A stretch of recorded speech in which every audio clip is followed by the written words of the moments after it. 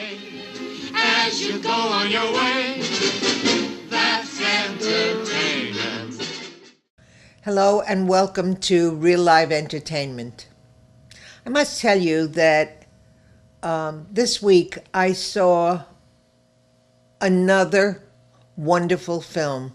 It was called The Dallas Buyers Club.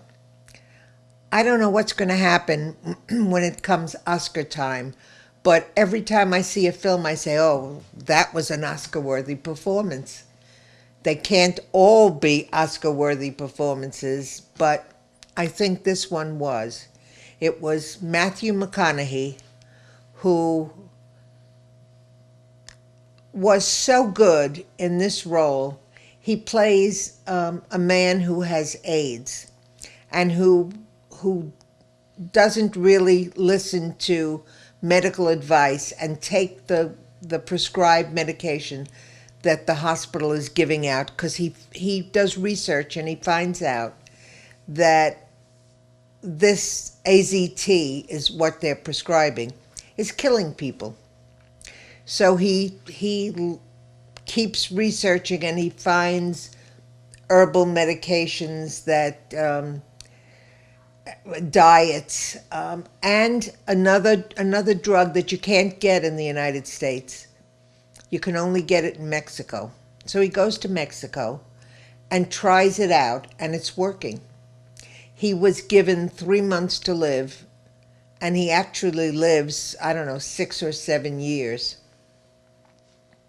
by doing what he knows is the right thing for him. And then he decides to make a business out of it for two reasons. He's a rodeo bull rider. That's what he was doing. Well, he can't do that anymore. So he needs to make a living. And so he's going to sell these drugs to other addicted people with AIDS. Because number one, he wants to help them, and number two, he needs to make money. So he can't really sell the drugs. So what he does is he forms what he calls the Dallas Buyers Club. They become members. They pay him $400, and they become members of his club. And as part of the membership, they get this medication. It's so well done. It's maybe we ought to see a couple of clips from Matthew You won't even recognize Matthew McConaughey. I think he must have lost close to 70, 80 pounds for this film. He looks like a man who's dying of AIDS. Let's take a look.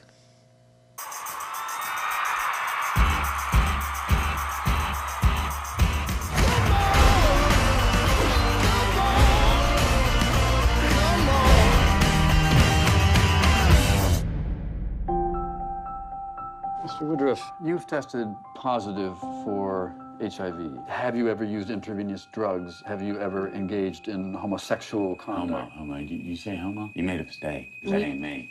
Mr. Woodruff? We estimate you have 30 days left.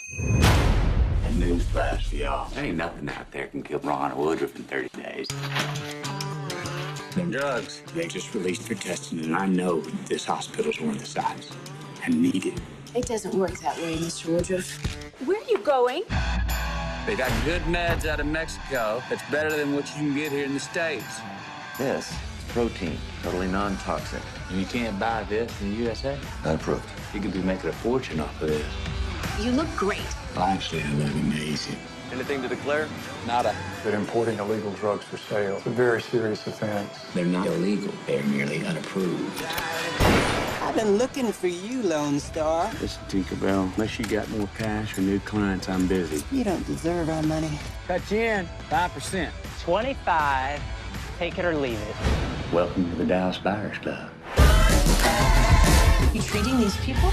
How they're treating themselves. Well, I ain't selling drugs. I'm selling membership. Walker, Dorsett, these are patients. Yes, sir. They're also the names of players on the Dallas Cowboys.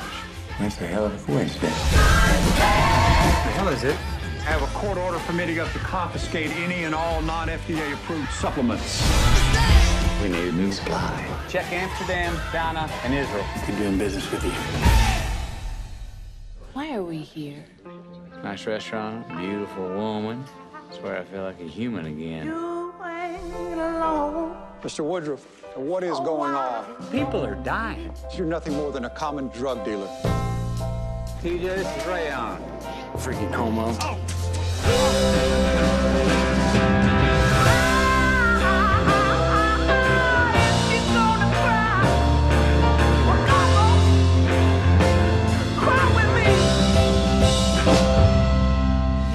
Man, I got one life. I wanted to mean something. Just let me be your ticket home. Did you recognize him? That's the Matthew McConaughey that I've never seen before. He was just wonderful in this film, and I've never been a real fan of his, but in this, he changed my mind. He was so real. I believed everything he did. Actually, it was a true story. And his co-star was an actor named Jared Leto, who plays a transvestite so well, so believable also. It was a very real film.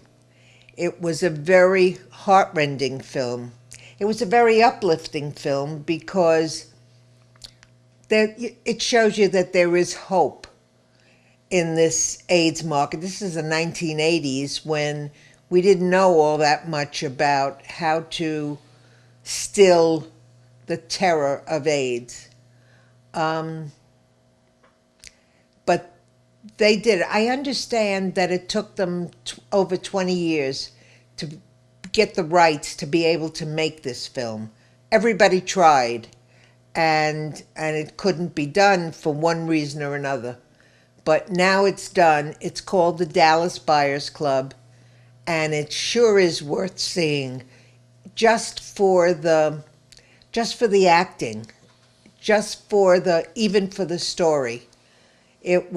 I enjoyed it thoroughly, and I recommend it highly. So for OCTV, I'm Elaine Kugelman, and thank you for joining me today for this movie review of the Dallas Buyers Club. As you go on your way,